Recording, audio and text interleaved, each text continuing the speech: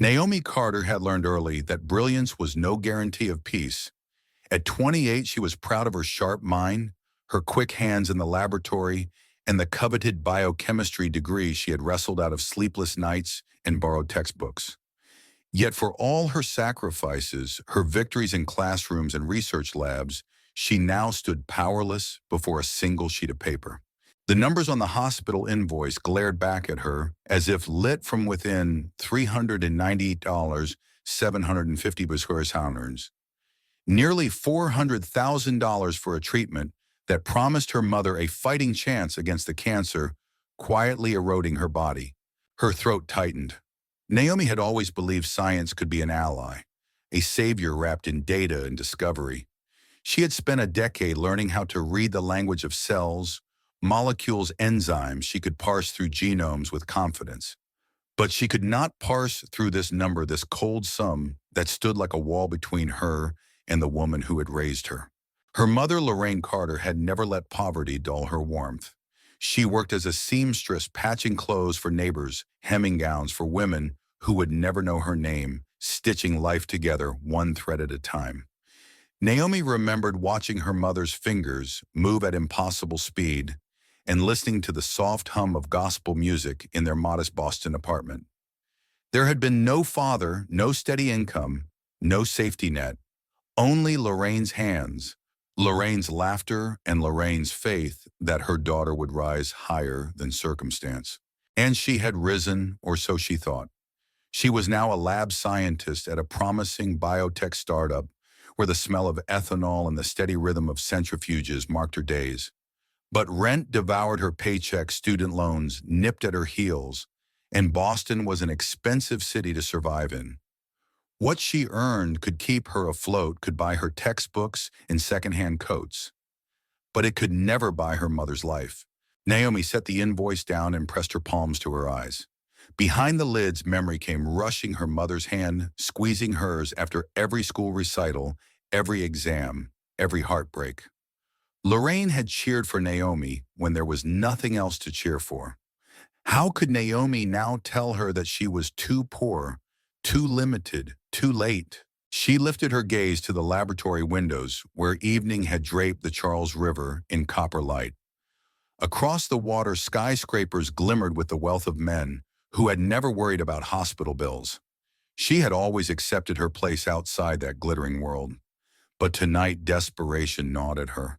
It wasn't fair.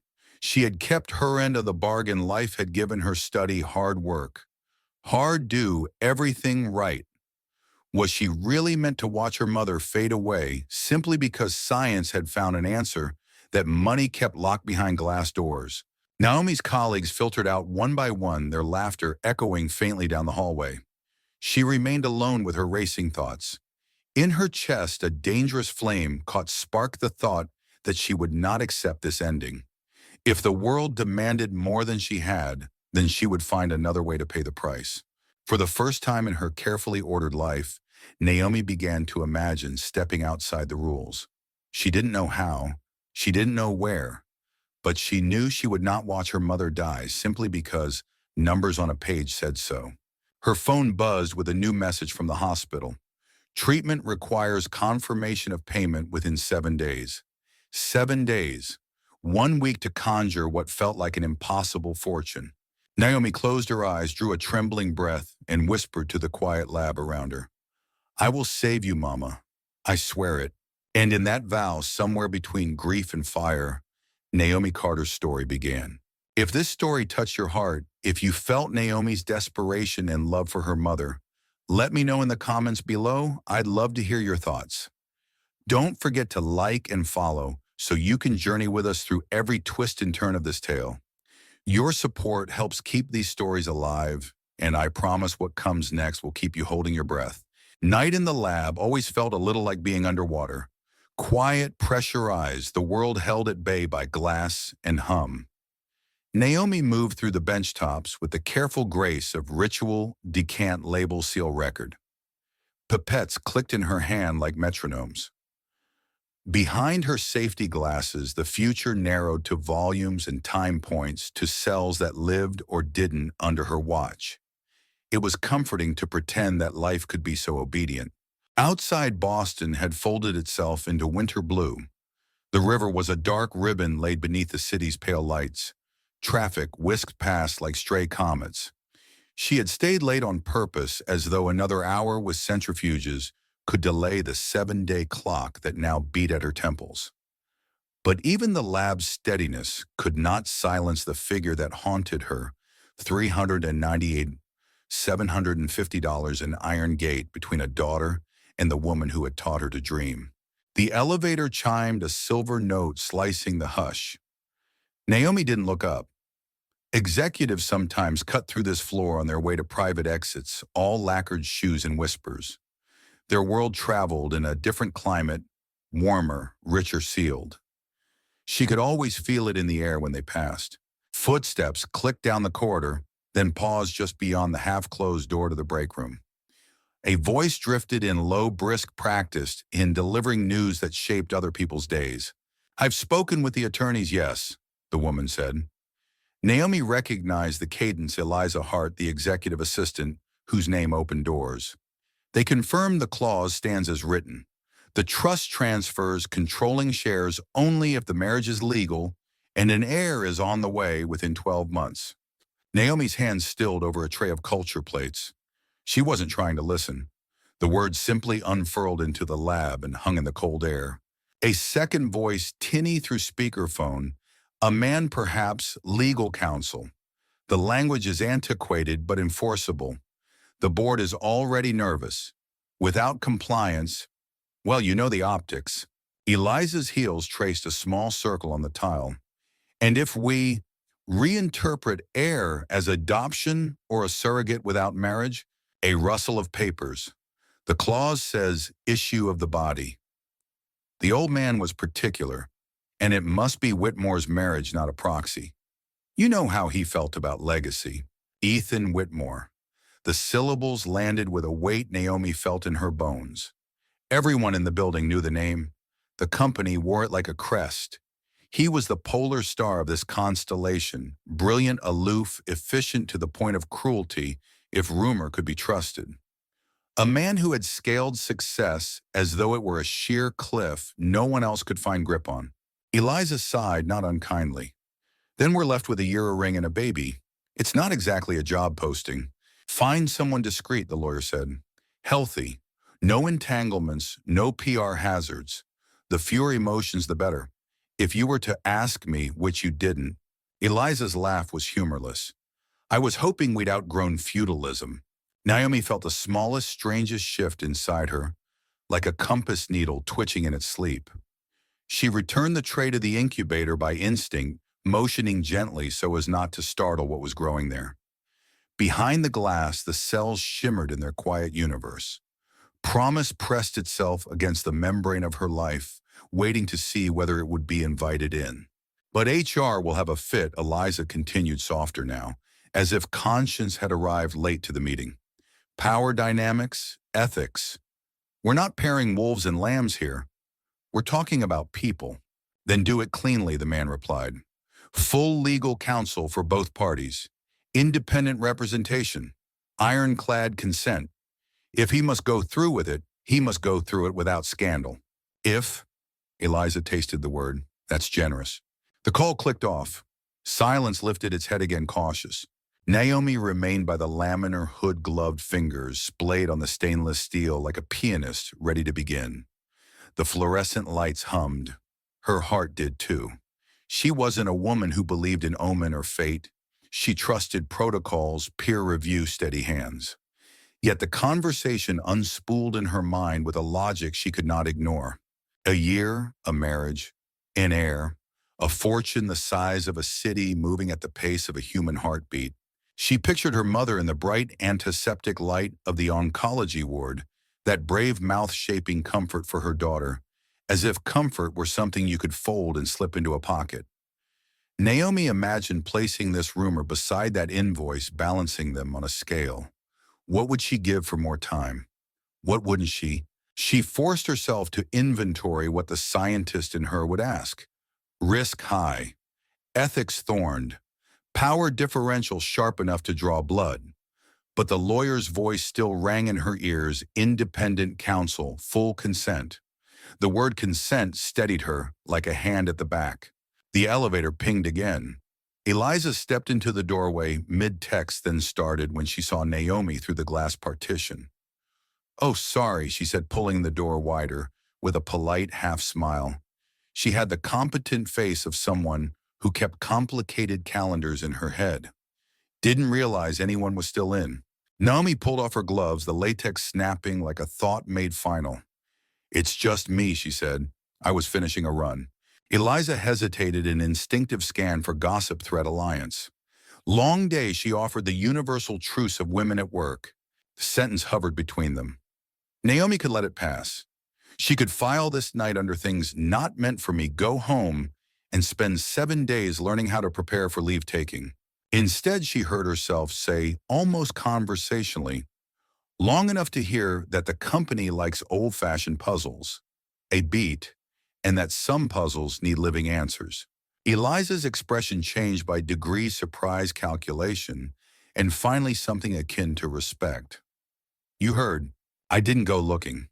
Naomi folded her hands to keep them from shaking. "But I also didn't stop my ears." Another pause. The assistant's gaze moved, taking in the neat bench, the logbook, the methodical order of a scientist's life. She put away her phone, a small courtesy. "What's your name?" "Naomi Carter." "You're in R&D." "Yes." Eliza leaned against the doorframe, an angle that implied both patience and power. "You understand this isn't a story to pass around."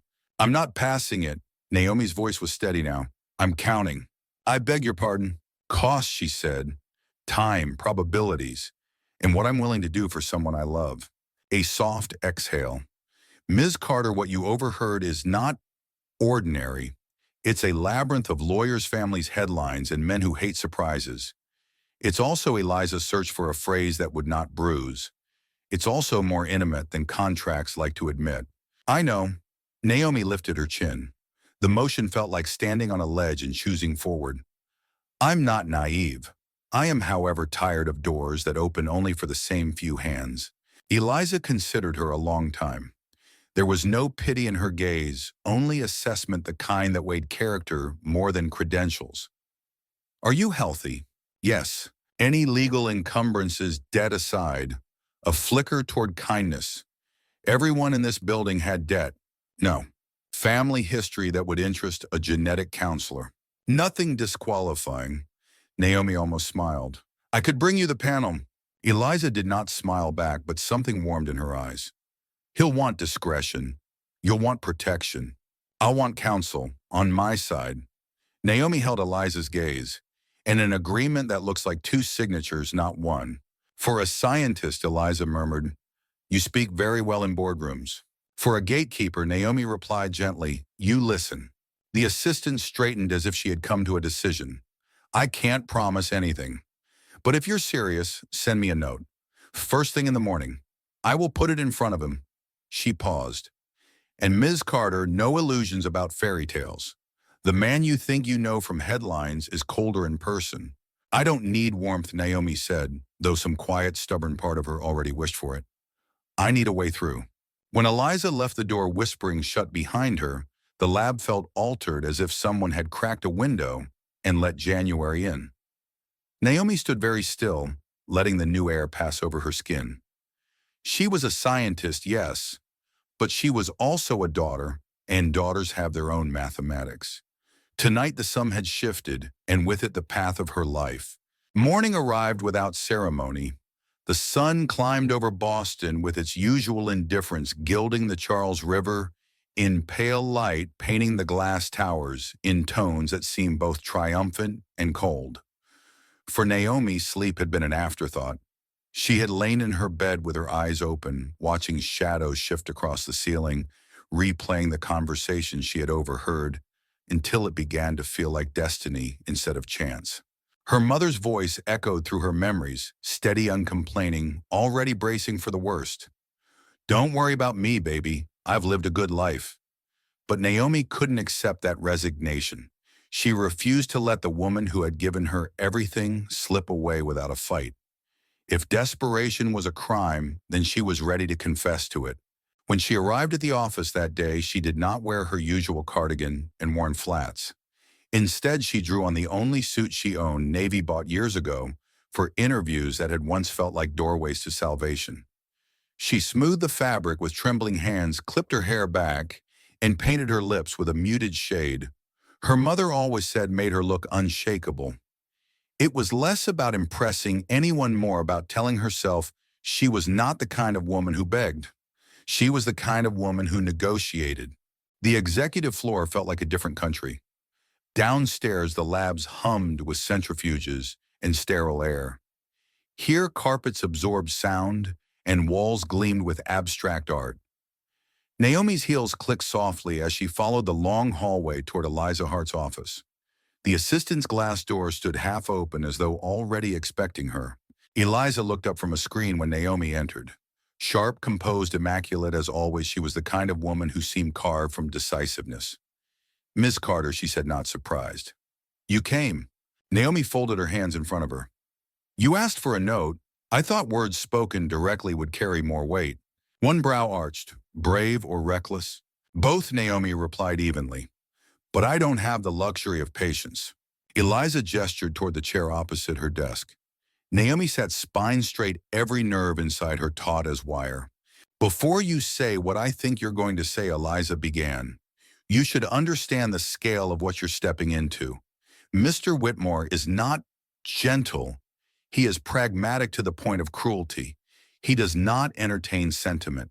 "I'm not offering sentiment," Naomi said, her voice steady despite the quiver in her chest. "I'm offering a solution. He needs an heir. I need a sum of money large enough to cover my mother's treatment. We can give each other what we want." Eliza studied her in silence, her gaze searching for cracks. Naomi let herself be examined. She had spent years defending research proposals to rooms of skeptics. This was no different, except the stakes were measured in breaths her mother might still draw. Finally, Eliza leaned back. "You speak as if this is a clinical trial." "In many ways it is," Naomi said softly. "Variables, outcomes, risks, and benefits. If both parties understand the parameters, emotions don't have to interfere." The assistant's eyes flickered with something unreadable, pity perhaps, or reluctant admiration. "You do realize what you're offering is your body, your name, your freedom." Naomi met her gaze squarely. "I realize I'm offering time. Time my mother would not have otherwise. If the price is my name or my freedom for 1 year, I will pay it." For the first time, Eliza's composure shifted. She set her pen down and folded her hands as though acknowledging this was no longer a hypothetical. "You're not his usual type." "I'm not trying to be a type," Naomi answered. "I'm trying to be a contract." The words hung in the air, stark but unashamed. Naomi felt her own pulse in her ears, but she did not look away. Eliza exhaled, long and deliberate. "He won't like surprises, but he does appreciate audacity when it's delivered without pretense. I'll arrange a meeting." Naomi's breath caught, though she kept her face composed. "When?" "And today." Eliza closed her planner with a precise snap. "If you're bold enough to step into this, best not give yourself time to retreat." A tremor of fear passed through Naomi's body, but beneath it was steel. She nodded. "Today, then." Hours later, Naomi stood before the mirrored doors of the private elevator that led to Ethan Whitmore's office. Her reflection stared back, a young black woman in a suit that wasn't quite expensive enough, holding herself together with determination alone. She could feel the building's pulse, the way money and ambition radiated from every floor above hers. Her palms were damp. She wiped them against her skirt and straightened. This wasn't romance, this wasn't fantasy. It was survival, cold, logical, transactional. A calculation written in the only language the world seemed to honor: power and capital. But as the elevator chimed and the doors slid open, Naomi's breath caught all the same. Somewhere between her resolve and her fear, she felt the first stirrings of something she hadn't accounted for: possibility. And possibility was the most dangerous variable of all.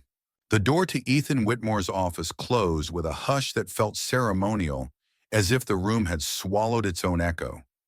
It was all light and distance, floor-to-ceiling glass, giving the city a stage, walnut shelves arranged with a curator's restraint, a desk that could have doubled as a small bridge.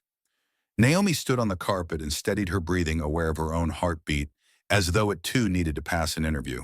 Ethan rose from behind the desk, tall and precise, in a charcoal suit that made the blue of his eyes seem colder.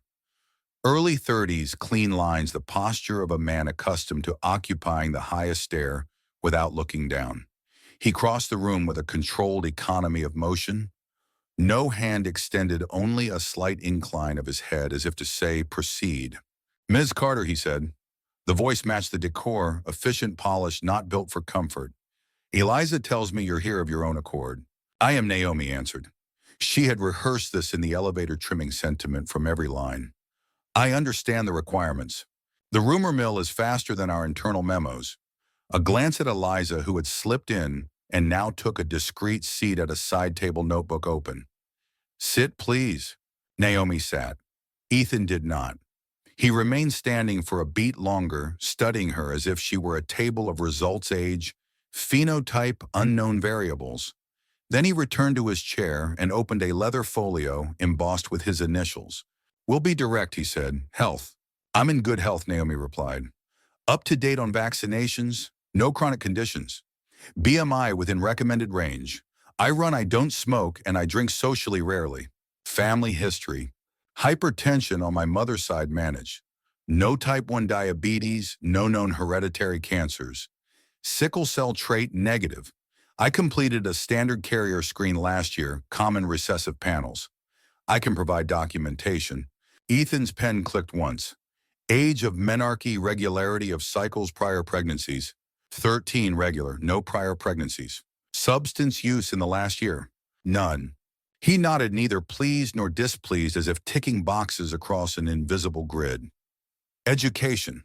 BS in biochemistry from Howard Summer. PhD in chemical biology from MIT. My dissertation was on enzyme engineering for targeted therapeutics. I'm in R&D downstairs, protein design group. At that, something fractionally altered in his expression, the way light shifts on glass when a cloud passes. Publications. 3 first author papers, 5 co-author, 1 patent application in process with the company. You expect to continue working? He said, not a question exactly. I expect to carry on with my life, Naomi replied. With medical guidance, of course. Medical guidance will be robust. He turned a page, the movement crisp enough to punctuate the promise. IVF, not IUI.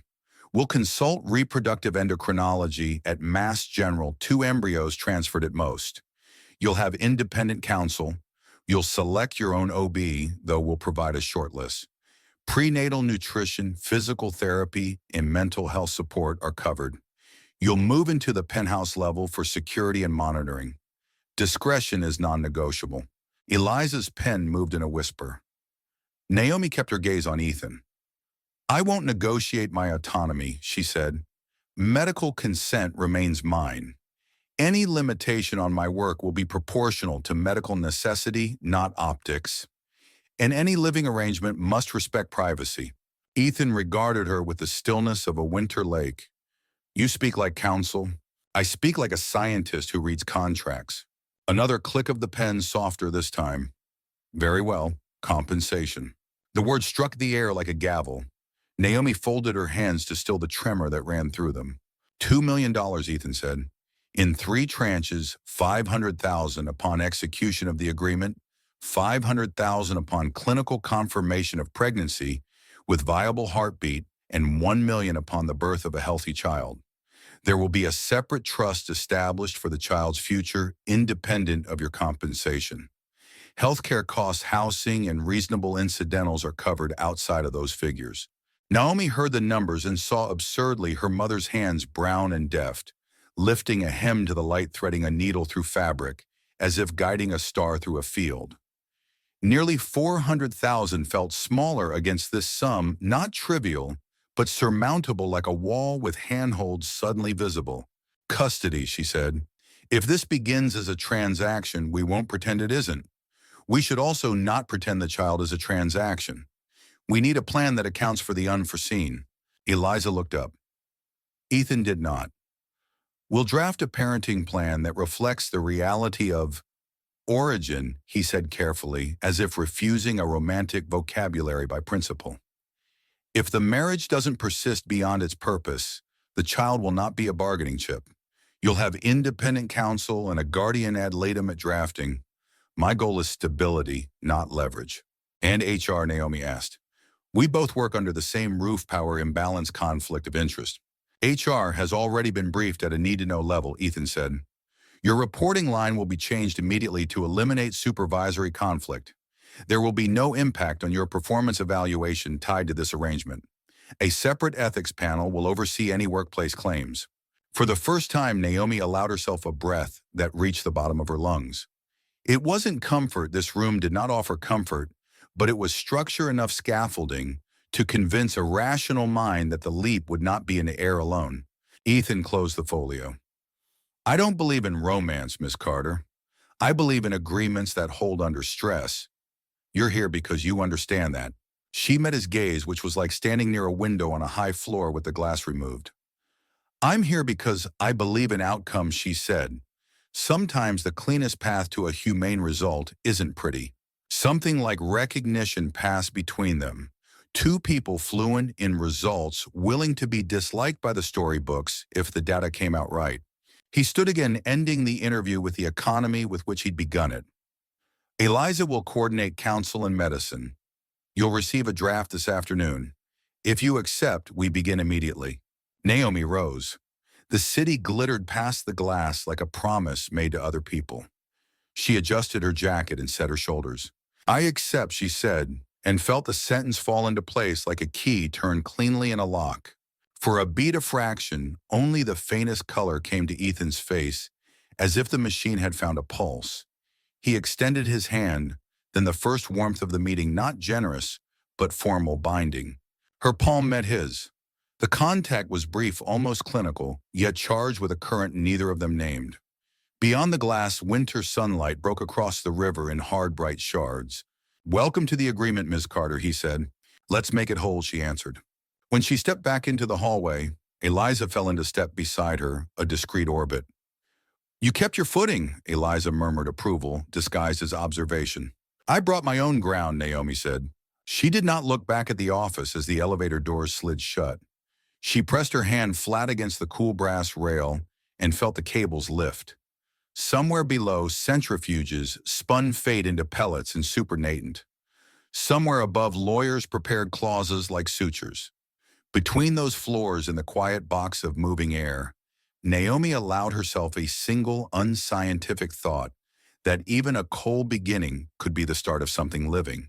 The courthouse smelled faintly of varnish and paper, as though the air itself had been bound and filed away. Naomi Carter stood in a cream dress she had bought hurriedly, nothing ornate, just fabric that fit her frame, and whispered decency. Her hands were steady, though her chest was a tangle of nerves that refused to quiet. Across from her, Ethan Whitmore looked as he always did, polished, pressed, inscrutable. If there was tension in him, it was disguised beneath the perfection of a charcoal suit and a tie so precisely knotted it seemed to mock the notion of imperfection. The judge presiding was kindly in manner, an older man with warm eyes that searched for joy in the room, but found none. He cleared his throat after reciting the vows as if coaxing intimacy from air that was entirely sterile.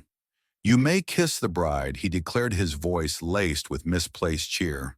Ethan leaned forward, touched Naomi's lips with his own, in a brush so brief it barely registered as contact, and then drew back immediately, expression unchanged. It was not a kiss. It was the signing of a ledger, the stamping of a form, the sealing of a bargain. Naomi's pulse fluttered, not from romance, but from the cold reminder of why she was here, her mother's life tethered to this contract. Congratulations, Mr. and Mrs. Whitmore, the judge said, but the words fell into the room like dry leaves hollow of resonance. Naomi, forced a smile, signed the certificate and handed the pen back with fingers that trembled, not with joy, but with the weight of her own choices. Outside, the Boston air bit her cheeks. The city bustled, taxis, honking bicycles, whirring past, a couple laughing as they crossed the square. For a flicker of a second, Naomi felt like a ghost in her own skin, existing parallel to the world where weddings were celebrated with champagne and dances not filed in triplicate. The black sedan was waiting. Ethan opened the door for her, not with courtesy, but with precision, like a man executing a routine. She slid inside her dress, creasing at the knees. He joined her, already pulling his phone from his pocket, his gaze lowering to emails before the driver merged into traffic. Naomi turned to the window. The Charles River shimmered in afternoon light, but even the beauty of water-catching sun could not reach her. When they arrived at Ethan's penthouse, the building's glass facade gleamed like a fortress of ice. Security whisked them into a private elevator, the hum of machinery filling the silence. Naomi's reflection stared back at her from polished steel, a new bride with no veil, no flowers, no trace of celebration, only resolve. The penthouse spread before her like another world. Vast windows overlooked the Charles, its waters slicing through the city like a vein of silver. The interiors were all clean lines, steel and glass and pale wood. It was breathtaking and at the same time profoundly unwelcoming. This was not a home. It was a statement. Ethan gestured toward the hallway. "Your quarters are at the East End," he said. His tone made it sound like a business orientation. "Mine are West. Separate spaces maintain clarity." Naomi swallowed. Clarity. "No love, no mess," Ethan added, his eyes cool as if carving the words into stone. The phrase hung in the air between them. Naomi felt it sting more sharply than she'd expected. She nodded, her face carefully composed, though inside something recoiled. She told herself she had no right to expect warmth. She had agreed to terms. This was science. This was transaction. Still, the emptiness in his voice made her feel as though she had walked into a house where music had been forbidden, where even laughter would echo too loudly. Mrs. Alder, the housekeeper, appeared with a warm smile, her presence the only softness in the apartment. "Mrs. Whitmore," she said gently, handing Naomi a key card. "Your suite is ready. If you need anything, just let me know." The title jarred Naomi. Mrs. Whitmore. On paper it was true, but in her heart it felt like a borrowed costume. Her suite was beautiful, decorated in soft blues and creams, the view stretching endlessly across the river. The bed was larger than the entirety of her childhood bedroom. She placed her modest suitcase on the stand and opened it, arranging her carefully folded clothes in a closet that could have swallowed her entire apartment. Alone at last, Naomi sank onto the bed and pressed her palms into the quilt. This was the price of her choice, a sterile wedding, separate quarters, and a man whose lips had touched hers only out of duty. She tried to tell herself it didn't matter, that the real prize was her mother's chance at survival, but a small, traitorous part of her whispered that something inside her longed for more. At dinner, the formality continued. The dining table could seat 20, but only two places were set, Naomi at one end, Ethan at the other. The meal, though exquisite, tasted of nothing. Conversation was minimal, functional. Ethan's gaze returned again and again to his phone, while Naomi stared at the candles between them, their flickering flames absurdly romantic against the cold chasm of silence. Later, Naomi wandered the halls of the penthouse, her footsteps muffled by thick rugs. She paused at the balcony doors, pushing them open to let the night air wash over her. The Charles glimmered under the moon, and in that moment she realized how small she was in this world. Ethan had built a world of control, glass, and order. "No love, no mess," he had said. Naomi tightened her shawl around her shoulders. She had promised herself the same thing when she stepped into this arrangement: no love, only business. And yet, as the night air brushed her skin, she couldn't help but wonder if such walls ever truly held, or if love, like water, always found its way through the smallest cracks. Days in the penthouse arranged themselves into neat, silent rows. Morning light spread across the Charles like poured mercury. Evening gathered itself against the glass, blue upon blue, until the city became only the tremor of distant headlights. Inside clocks kept perfect time and nothing else dared to move. Ethan lived by the metronome of his calendar. He left before 9, returned after 7, ate with the steady, unvarying appetite of a man for whom food was fuel and not ceremony. He spoke to Naomi with courtesy and distance, as if every sentence required a signature. She asked practical questions: medical appointments, legal drafting, workplace reassignment, and he answered with efficient precision. They were two careful minds building a bridge of planks, never looking down. If warmth existed in those first weeks, it came from the kitchen and the woman who ruled it. Mrs. Alvarez's silver hair pulled back, eyes bright as coins, and twice as kind appeared wherever silence grew too sharp. She carried tea without being asked and placed wool throws over the backs of chairs as though preparing the house to remember human temperatures.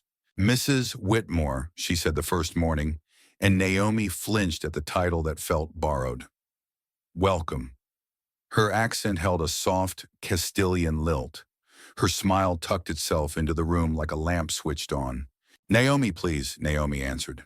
Naomi, then Mrs. Alvarez agreed, as if they had struck a treaty of names. You'll find the east rooms warmer in late afternoon. The river carries wind to the west. It was a small sentence, but it made Naomi feel as though someone had accounted for her bones. Ethan's formality made a map of the apartment that Naomi learned by instinct. His study, a tribunal of leather steel and silent screens. The library, a precise geometry of first editions. The gym immaculate. His bedroom, a door always shut. Her suite was lovely in a way that seemed calibrated to soothe cloud-soft linens. Pale wood, the river framed like a long, moving painting. But it was difficult to sleep there. The house did not know how to breathe with people in it. On a Tuesday, snow found the city the kind that settles without sound. Naomi stood at the windows and watched flakes spiral over the river's black skin. She thought of the oncology ward's flakes of light monitors blinking the hum of air. Her mother's smile when she brought flowers wrapped in paper, the color of robin's eggs.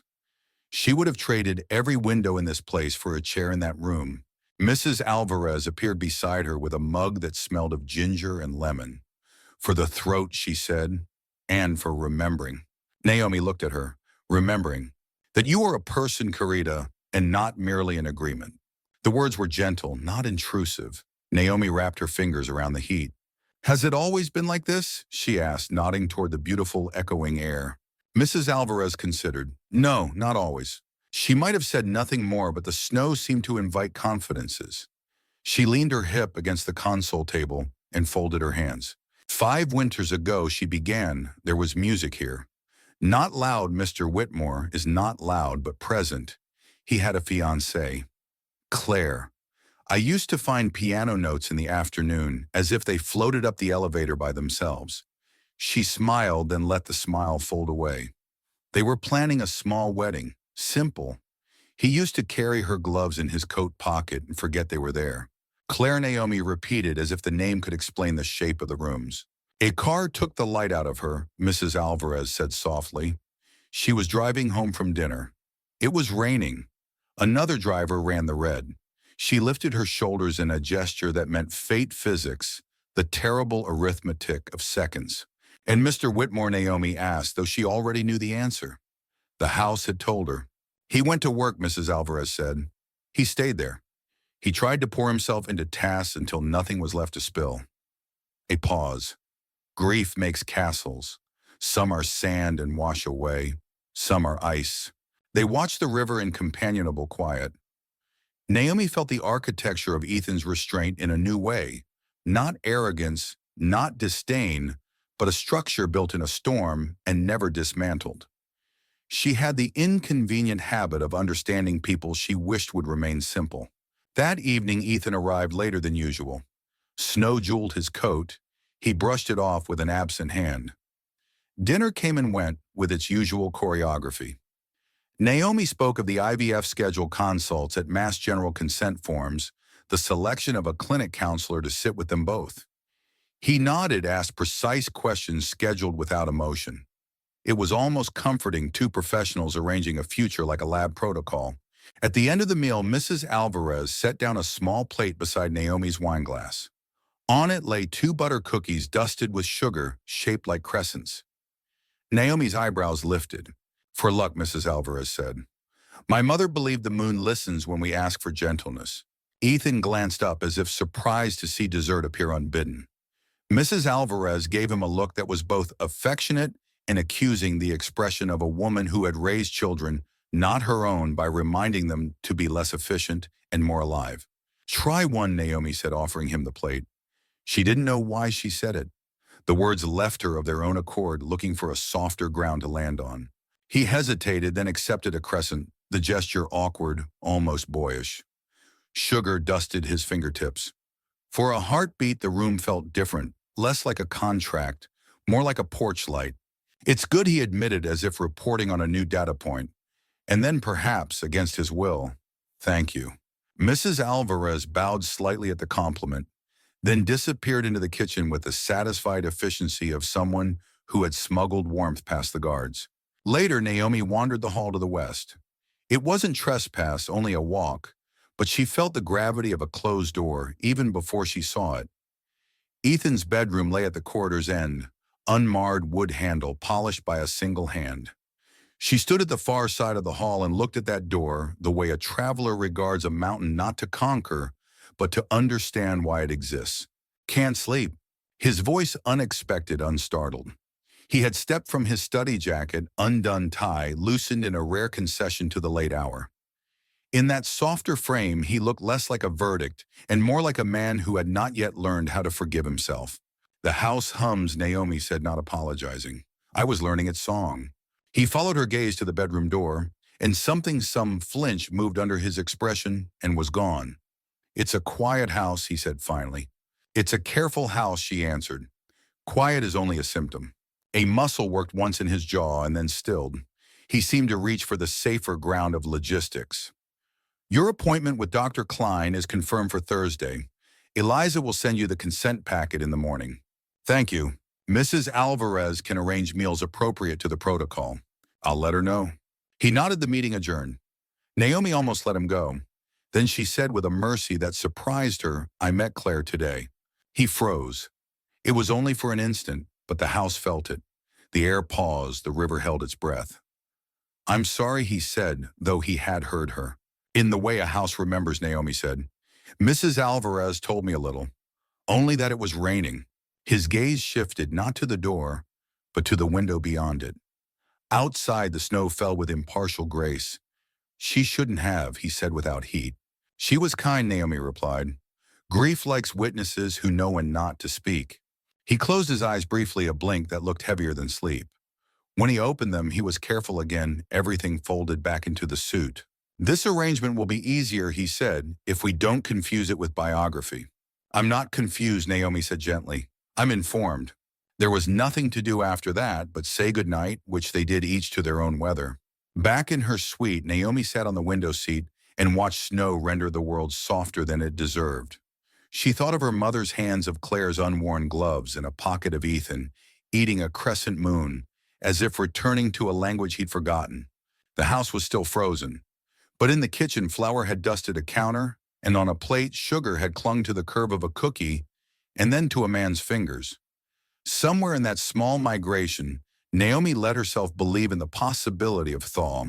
The fertility clinic smelled faintly of antiseptic and lavender air freshener, as though the staff were trying to disguise sterility with softness. Naomi lay back against the crisp paper of the examination table, her heart galloping in a rhythm she could not steady. Beside her, Ethan sat perfectly composed in the leather chair, hands resting on his knees, as though awaiting the outcome of a board vote. His eyes, steel blue and impenetrable, stayed on the monitor as Dr. Klein adjusted the ultrasound wand against Naomi's abdomen. There, Dr. Klein murmured, her voice blooming with satisfaction. And there, Naomi frowned, there. The doctor turned the screen slightly. Two small, pulsing lights appeared like twin beacons in the sea of gray. Congratulations, Mrs. Whitmore. You're carrying twins. Naomi's breath caught. Two. Not one fragile heartbeat, but two. A rush of awe surged through her chest, so overwhelming it eclipsed the sterile room. She pressed a hand to her lips, a laugh and a sob tangling together. Ethan, however, went pale. His composure cracked just enough for Naomi to see something raw, fear maybe, or disbelief. He leaned forward as though proximity might change the evidence. Twins, he repeated, the word tasting foreign on his tongue. Yes, Dr. Klein confirmed, her smile gentle.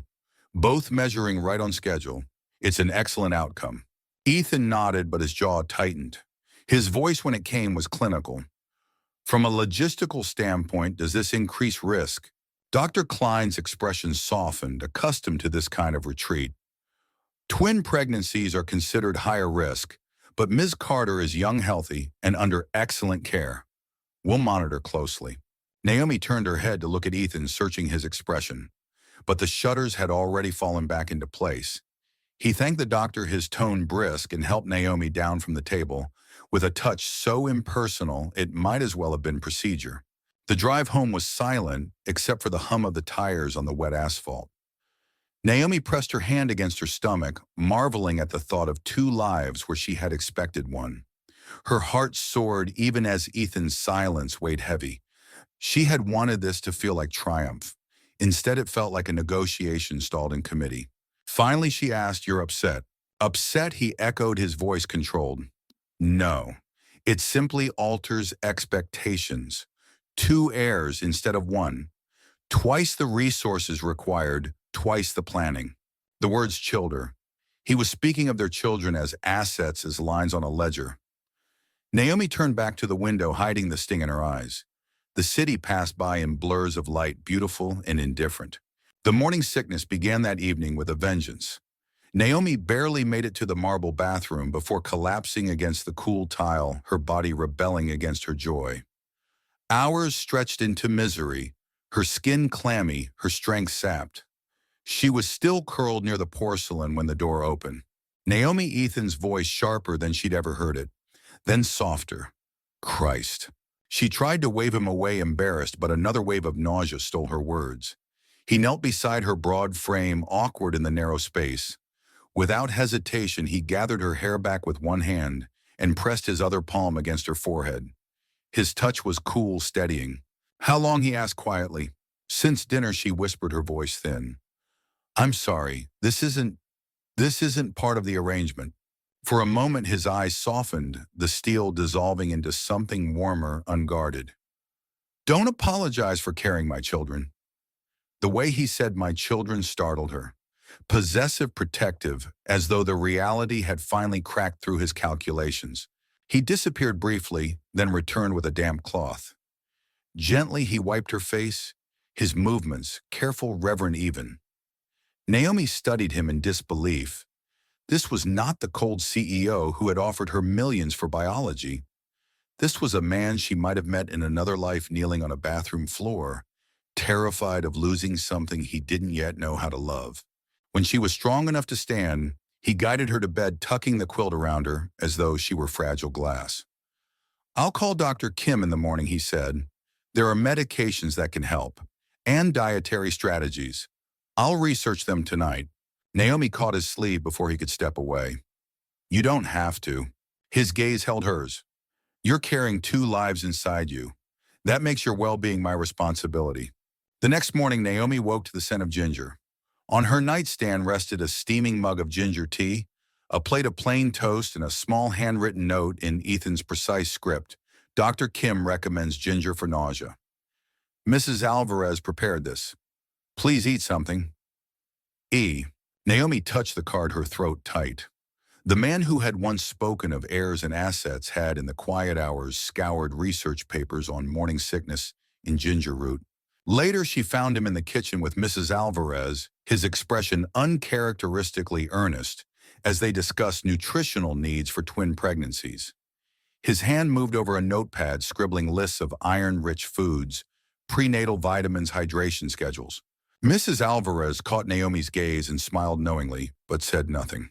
Naomi stood in the doorway watching him, this man who had built ice castles around his grief, who had negotiated her womb as a contract, who now leaned over a kitchen counter at midnight, learning how to care. For the first time, she glimpsed Ethan Whitmore, not as the cold architect of deals, but as the man who had once believed in warmth and music, in a future he had dared to build with another woman. And in that fragile glimpse, Naomi saw what terrified her most: a man still capable of love, even if he didn't believe it himself. Winter melted into spring, and with each passing week, Naomi felt the weight of her body shift, stretch, and bloom. What had once been little more than a faint flutter in her belly now became deliberate movements, kicks, turns, the quiet insistence of life pressing outward. She found herself resting her hands against the curve of her stomach, an unconscious gesture of awe and protection. And Ethan noticed. At first, his changes were subtle. He began accompanying her to every medical appointment, even when his calendar bulged with board meetings and investor calls. The first time he insisted on driving, she had protested. "You don't have to rearrange your day for me," she said, as he guided her toward the sleek black car waiting in the garage. "I don't have to," he replied, opening the door with a quiet finality, "but I will." Inside the clinic, Naomi watched as Ethan sat stiff-backed in the corner, absorbing every word from the doctor. He asked precise questions about nutrient absorption, fetal heart rates, and neural development. He carried the same intensity he brought to financial forecasts, but here in the small examination room, the stakes were different. These weren't numbers. These were children, his children. One evening, Naomi found him in the library with a stack of books so tall it leaned precariously. Titles on fetal development, twin pregnancies, prenatal nutrition. His tie hung loose around his neck, and his sleeves were rolled up, a rare sight. He didn't hear her at first, so intent was he on scribbling notes in the margins of a medical journal. "You're studying," she said softly, stepping into the room. He looked up, caught as though she'd discovered a secret. "I need to understand what's happening to you," he said, his voice careful, almost defensive. "To them." His gaze flicked briefly to her rounded stomach. Naomi smiled, touched in a way she didn't expect. "Most husbands just buy a copy of What to Expect When You're Expecting." "I've read it," he replied without hesitation. Then after a pause, twice. It was such an absurd confession, so thoroughly earnest that Naomi laughed. Ethan's eyes lingered on her longer than usual, and for a fleeting second the hard edges of his face softened. The gala invitation came in late April, embossed in gold. A charity event for children's literacy, the kind of evening where Boston's elite gathered to display wealth disguised as philanthropy. Ethan was expected, of course. Whitmore Technologies had been one of the sponsors. What startled Naomi was his insistence that she accompany him. "I don't exactly belong at galas," she said, holding the invitation with skepticism. "You're my wife," he answered simply. "That's all the belonging you need." The words lingered with her as Mrs. Alvarez helped select a gown black silk that draped elegantly over her growing figure. On the night of the gala, Naomi stood at the top of the penthouse staircase, nerves prickling her skin. Ethan, waiting below in a perfectly cut tuxedo, looked up and stilled. His gaze traveled from her face to the swell of her belly, then back again. "You look beautiful," he said quietly, and there was no trace of business in his voice. The gala glittered with chandeliers and the chatter of Boston's high society. Naomi clung to Ethan's arm, her pulse skipping with self-consciousness. But Ethan stayed close, guiding her gently through the room, introducing her without hesitation. "My wife, Dr. Naomi Whitmore," he said again and again. The words rolled off his tongue with unexpected ease. Naomi noticed the way people looked at them: curiosity, admiration, envy. But what struck her most was the pride in Ethan's expression each time he said, "My wife." For a man who had once insisted their marriage was nothing more than a business arrangement, the possessive warmth in his tone was nothing short of astonishing. At the dinner table, an older philanthropist leaned across to Naomi with a smile. "And when are the little ones due?" "Late fall," Naomi said, her hand unconsciously resting on her belly. "We're having twins." The table buzzed with delight, and Naomi glanced at Ethan, bracing for the cool, businesslike answer he always gave. But instead, his lips curved into something genuine. "We're very excited," he said. His hand slipped instinctively to rest against the small of Naomi's back, steady, protective. For the first time, Naomi felt as though they weren't pretending. Later that evening, as the orchestra played and guests mingled in clusters of silk and satin, Naomi wandered toward a painting displayed for auction.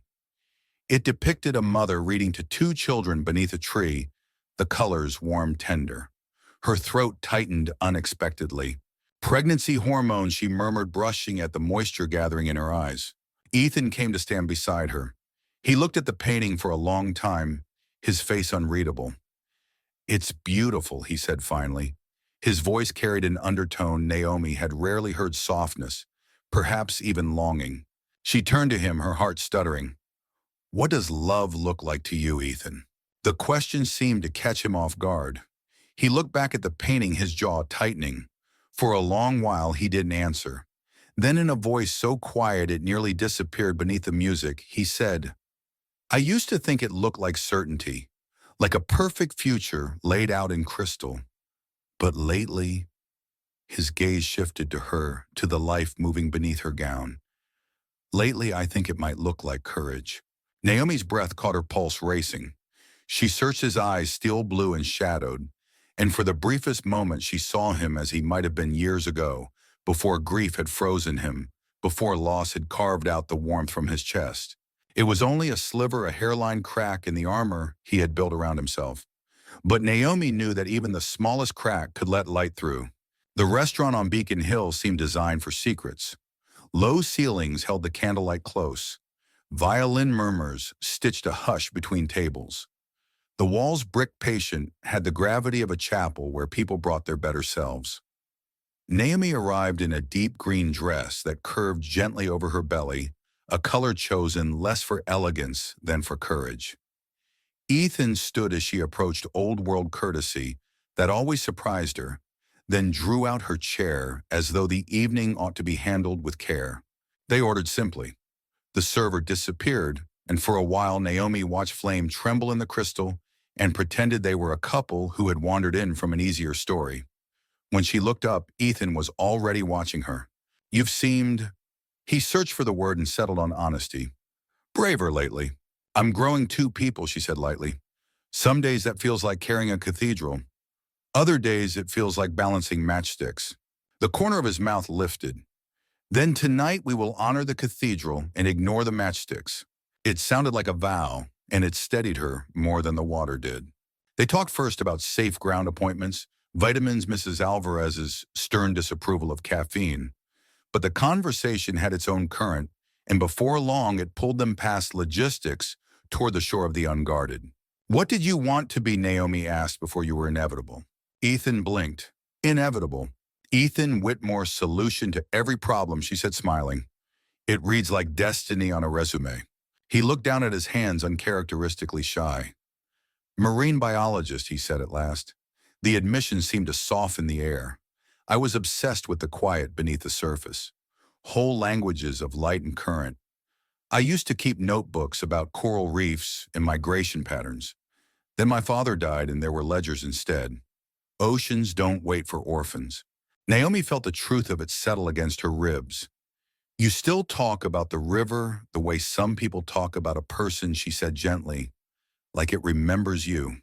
He shrugged. "I like things that move but pretend to be still." "And you," he asked, "if you weren't running experiments and saving executives from their own hubris." "Teacher," she said without thinking. The word arrived with the suddenness of a scent from childhood. "Elementary school. Chalk dust on my fingers, a room full of questions. My mother says I taught my dolls to read when I was 4. She laughed, then sobered. It felt frivolous to turn away from the chance to do science, to turn away from a life that might lift us both. "Teaching isn't turning away," he said, quiet but fierce. "It is the spine of the world." Something in her loosened. "Maybe someday," she murmured, "when the girls are older." The girls, he repeated as if tasting the plural. He didn't correct himself to heirs or children. The intimacy of the word moved through her like warmth after winter. Their food arrived delicate as an apology. They ate slowly. Conversation braided itself from thread to thread. Favorite teachers, the books that ruined them in the best ways, the way grief chooses its own weather. Naomi said more than she meant to about the nights she had studied on the floor beside her mother's sewing machine, the way the rhythm of the needle had become her heartbeat. Ethan told her about a dive in Belize before his father's health failed, how suspended time felt when you were a guest in blue. At some point, their hands found the border between plates. It happened without strategy, a gesture, a laugh, a reach for the same glass. Skin grazed skin, a little shock that traveled up the arm to somewhere older than thought. Neither of them moved at once. Naomi's instinct was to pull back. Her impulse was to stay. She chose the risk and left her fingers where they were. Ethan's glance flicked from their hands to her face. The look in his eyes was not cold. It was concentration, the way a man considers a bridge he might cross if he could bear the drop. His thumb turned almost a question and brushed the base of her finger. The room pressed closer, candlelight leaning in. Naomi felt the world tighten to the size of his breath. Naomi, he said, and her name sounded like an answer, even before the question. He leaned just enough for his scent to reach her clean salt, some quiet cologne. She didn't move. The moment opened like a door ajar. And then she felt it, the flinch stamped into him by winters no one had warmed. He stopped the distance between them, smaller than a breath, and suddenly insurmountable. Something shuddered in his eyes, a trap door, dropped back into safety. "We should go," he said, not unkindly, but as if the building had been deemed structurally unsound. The spell snapped. The server reappeared with a bill that looked like a verdict. Outside, the night had tilted into rain, soft and persistent. In the car, he was all polite angles, his hands precise on the wheel, his profile carved out of restraint. She turned her face to the window and let the city blur. Back at the penthouse, Naomi followed him to the threshold of his study because she could not bear to leave the night in halves. "Are we going to pretend that didn't happen?" she asked, keeping her voice level. The courage cost her. He paused with his hand on the doorframe. "Nothing happened," he said, and even as he said it, the lie chilled the air. "Ethan, him." This arrangement he began, and she felt the words before he spoke them all the way through works because it's clear. "We complicate it, we risk everything." "No love," he added, as if reminding himself as much as her. "No mess." She almost laughed to sound brittle. "You think love is mess. I think pretending is." His jaw set. "You're misreading gratitude and proximity. I've been considerate because you are carrying the children. Let's not romanticize biology." The cruelty was surgical, a blade honed to a fine edge by fear. She took it square in the chest, felt the cut and the heat and the afterward. For a long breath, she could not trust her voice. "Understood," she said finally, and her composure surprised even her. "Next time I'll keep to protocols." He flinched then barely, but she saw it the way a cold thing recoils from flame. He opened his mouth and closed it again, choosing silence over apology. Naomi turned and walked the long corridor to the east. In her suite, she sat on the edge of the bed and pressed her palm to her belly until one of the girls rolled beneath her hand an answer from a deeper country. Tears came, not the dramatic kind, but the quiet spill of a woman who has learned to cry without witnesses. Down the hall, the house resumed its perfect hum. Ethan stood in his study with his hands braced on the desk and his eyes on the river that pretended to be still. The almost kiss hung between rooms like a bridge left half-built, possible, necessary, and terrifying to cross. The doorbell chimed late on a gray afternoon when the river wore the color of pewter and the penthouse seemed determined to remember nothing. Naomi padded down the hall, hand at her belly out of habit.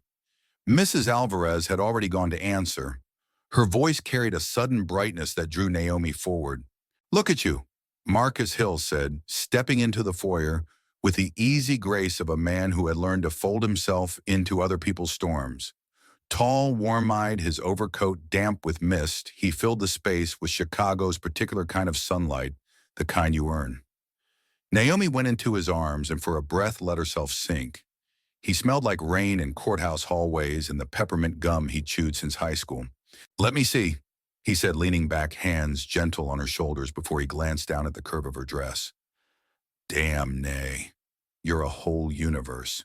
She laughed, unexpected and grateful. "Two galaxies, actually." "Twins," he echoed, and something tender moved across his face. "You always did do extra credit." They took coffee in the east sitting room where Mrs. Alvarez had the good sense to leave them alone. Marcus asked after Lorraine, after Boston, after everything but the thing that mattered most until he had created enough quiet for the truth to sit down with them. So he said at last, voice low, "How are you?" The question found its mark. Naomi looked out at the river where a cormorant cut a dark line close to shore. Pregnant, she said, a smile that didn't hold. Hungry, tired, a beat, and living in a museum. Marcus nodded the way you nod to a witness who is trying to be braver than the record requires. You're not happy." She didn't pretend. "No." He watched her a long moment, and then with the gentlest of ironies said, "Then come home." "Marcus." I know the terms, he said. "I don't care. Come back to Chicago. Stay in my spare room. We'll set up a desk for you, a rocking chair, whatever you need. I will drive you to every appointment and threaten any doctor who looks at you sideways." A smile, but the offer underneath it was not a joke. "You don't have to do this alone. And you sure as hell don't have to do it with a man who makes you feel like a footnote." Naomi closed her eyes against the sting. "It's complicated." "It's not," he said softly. "It's expensive. It's powerful. It's dressed in a tuxedo and says please and thank you. But it's not complicated. If you're breaking in half, you leave." Before she could answer, the air in the doorway changed temperature. Ethan. He took in the scene in a single sweep. Naomi on the sofa, Marcus close, 2 cups cooling on the table between them, like a conversation that had gone honest. Jealousy flashed across his face and vanished so fast Naomi might have doubted it if the room hadn't felt the static. "I didn't realize we had company," he said, civility carved thin. "Ethan," Naomi said, rising. "This is Marcus Hill. We grew up together." "Marcus," Ethan repeated as if testing the tensile strength of the name. They shook hands. It was polite and not. "Pleasure," Marcus said. "I've heard almost nothing. It would have been a joke in another house." Ethan's mouth tipped not quite a smile. "We're private." "Sure," Marcus said easily. "Privacy's one word for it." Silence sat down with them again. The river ticked at the glass. "I was just inviting Naomi to visit Chicago." Marcus continued, gaze steady. "Fresh air, familiar faces." "And I was just about to decline," Naomi said too quickly, as if to put out a fire with her hands.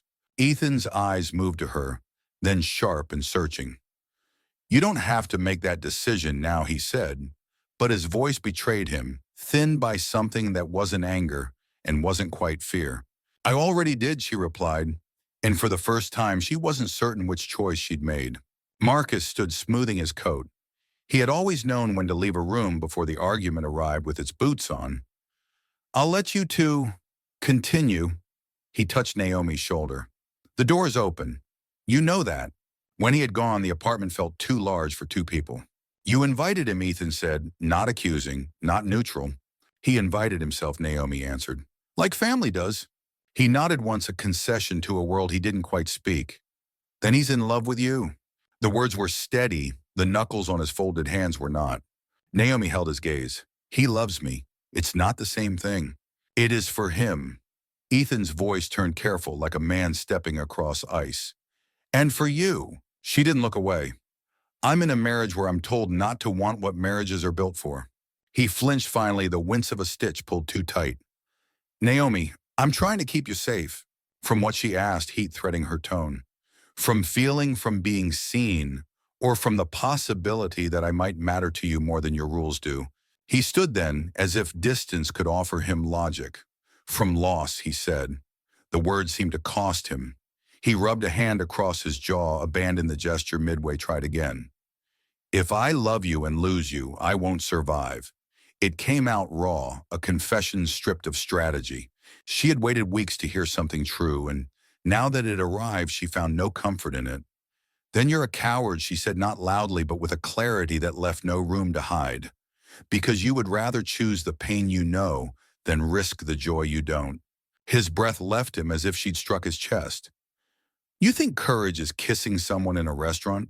"I think courage is staying in the room," after she replied. "It's letting the past be the past and not the warden. It's admitting that the children we made deserve parents who are more than a set of precautions." He turned away to the window. The river shouldered past the pilings with its old patient strength. "People leave," he said almost to the glass. "Cars don't stop. Doctors call at midnight. You wake up and the future has been repossessed. You learn to live inside a smaller perimeter."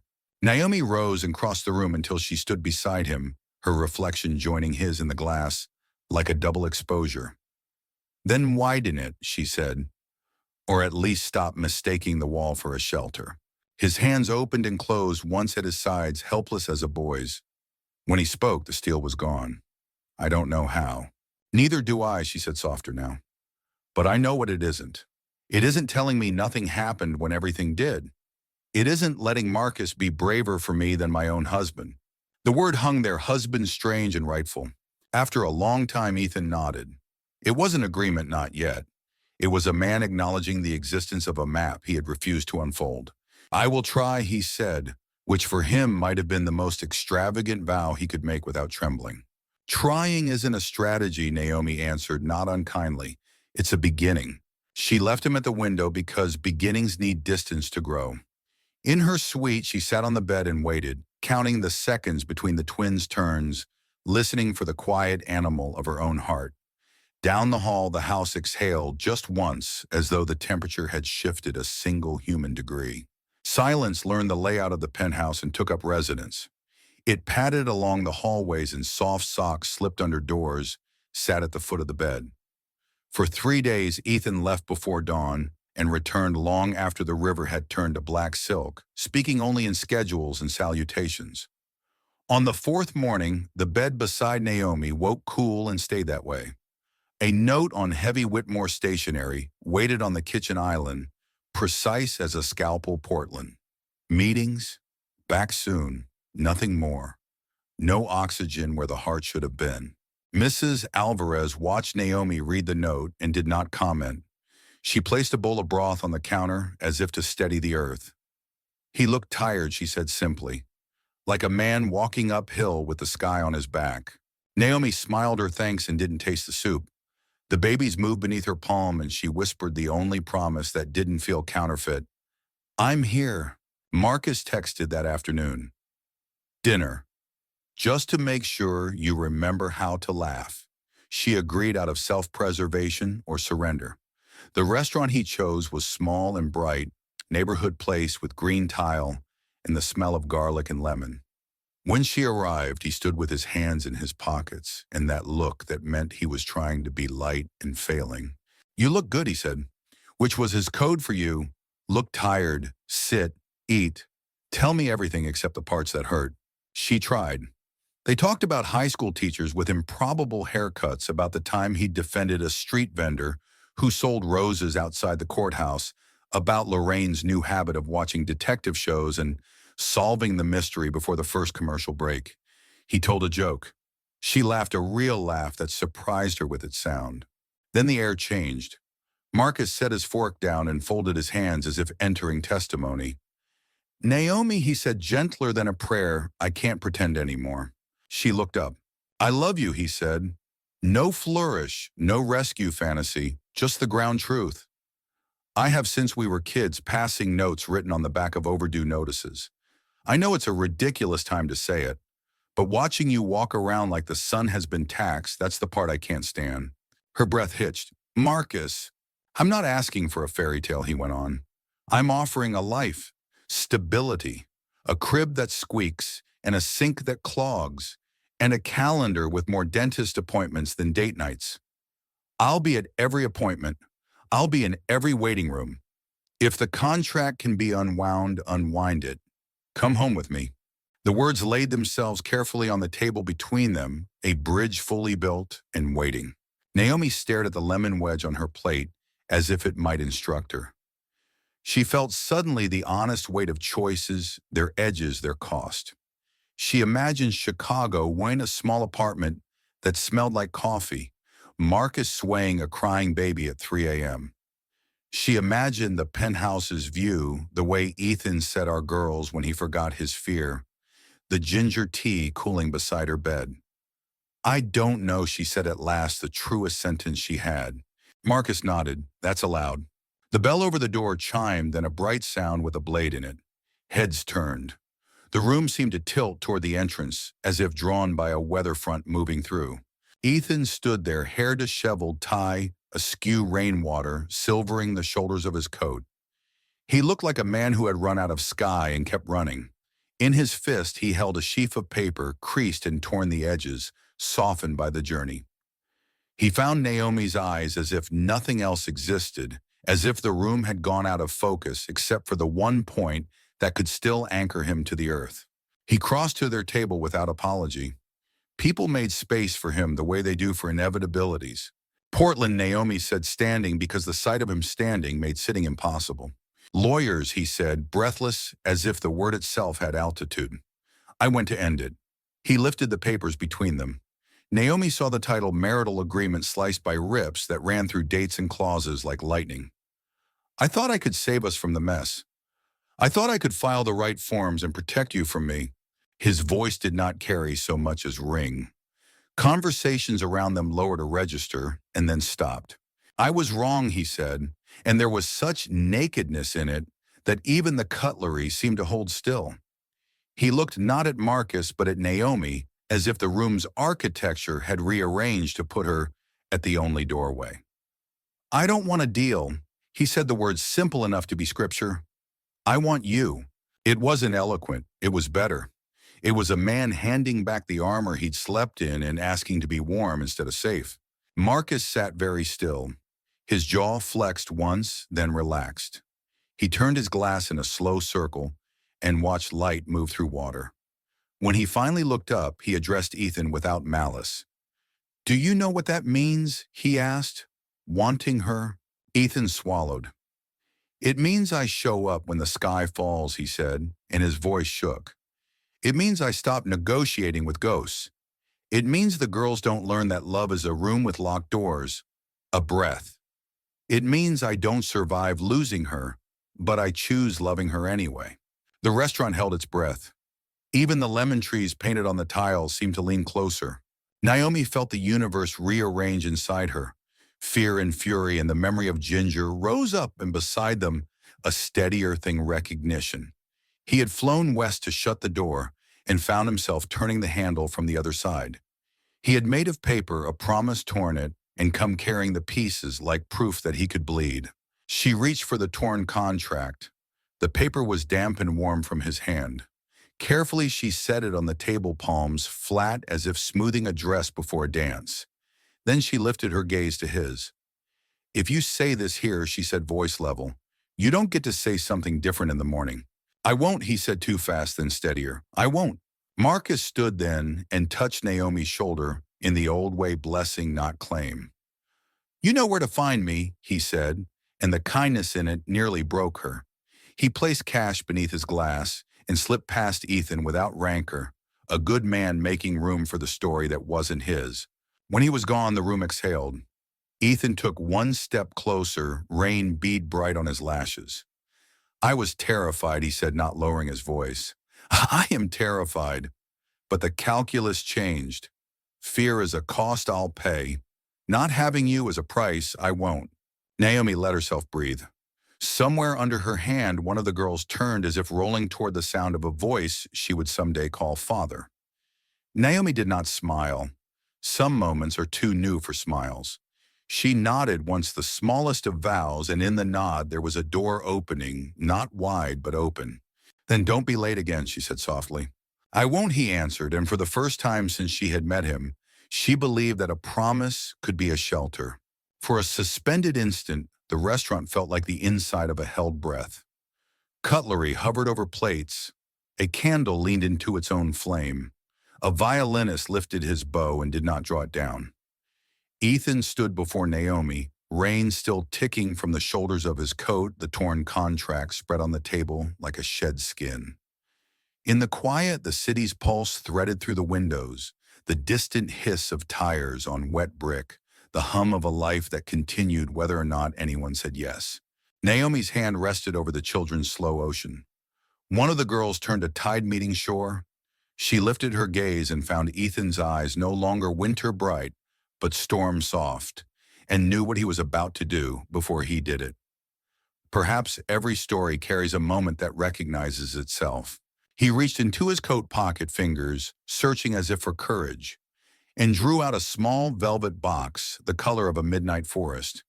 There was nothing theatrical in his movements. It was the steady care of a man who had decided to stop shaking. He lowered himself to one knee, not the genuflection of a public man courting applause, but the humility of a private man asking to be let in. The rain darkened his trouser at the knee. He didn't seem to notice. I don't have the language for this, he said, and in the admission there was more truth than in 100 practiced speeches. I know how to write clauses that hold under stress. I know how to close doors, double lock them, and pretend it's safety. But today I tore the lock out of the wood and realized the room I wanted was on the other side. The box opened with a whisper, nestled in satin and emerald, caught the candlelight and turned it into summer deep green, warm at the edges, the exact shade Naomi had told him once reminded her of the lakes near her grandmother's house, where dragonflies stitched light onto the water. She remembered the night she had said it, an offhand confession over ginger tea, when the world had seemed briefly possible. He had tucked the color away like a secret. Now he returned it to her as a promise with facets. Naomi, he said her name low and steady, marry me. A breath, not for shares, not for heirs. For mornings when the river looks like steel and you make it into silver. For reading to our girls until we both know the endings by heart. For the way you tell the truth even when it turns me to glass. I don't want a deal. I want a life with you. Around them chairs creaked softly, the sound of strangers leaning closer to blessing. Naomi felt the first prickle of tears, and then behind it, a grounded calm, the sensation of standing barefoot in grass after rain of earth giving back the shape of a foot. She looked from the emerald to the man holding it and understood what had altered. He had not dressed his fear as logic. He had not asked for exceptions. He had come with his hands open. You're late, she said, and her voice broke on the last letter. Not with anger now, but with the relief of a door finally unlatched. But you're here. He swallowed, a laugh trembled in his chest and turned into breath. I'm here. He didn't barter. He didn't hedge. He didn't mention the company or the trust or the board that would have to be told. For once the future was not a spreadsheet, it was a table, a ring, two people deciding to be undone and remade. Naomi glanced toward the window. Boston blurred lamplight lacing the rain and let the city witness. She slid her hand from her belly and held it out. Yes, she said. Not a shout, not a whisper. Just the word with all its old strength restored. Yes. The room exhaled. Someone at the bar sighed aloud. The violinist who had been holding his note like a mercy finally lowered the bow to the strings and sent a ribbon of music across the room. Ethan rose on a rush of breath he had not known he was keeping.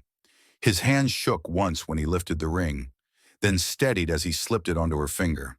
The emerald flared a small, fierce field and settled against her skin, as if it had been waiting there since childhood to be named. The shape of it looked right on her hand, like a word finally placed back into a sentence where it belonged. He reached for her then, but he didn't rush. They stood close enough for rain to lift from his coat and pearl her collarbone. She could see the place where fear still lived in his eyes, no longer a prison, just a weather system, and the stubborn, luminous thing that had survived inside it.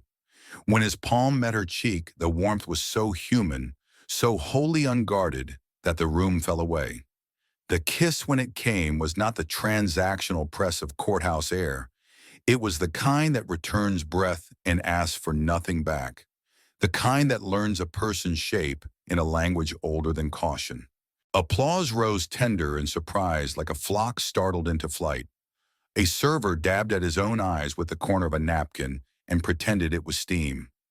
Somewhere near the kitchen doors, a young couple gripped each other's hands and looked a little braver. Ethan drew back, last forehead resting against Naomi's. His voice a thread of sound meant only for her. Thank you for waiting at the door, he said. Thank you for not letting me mistake a lock for a life.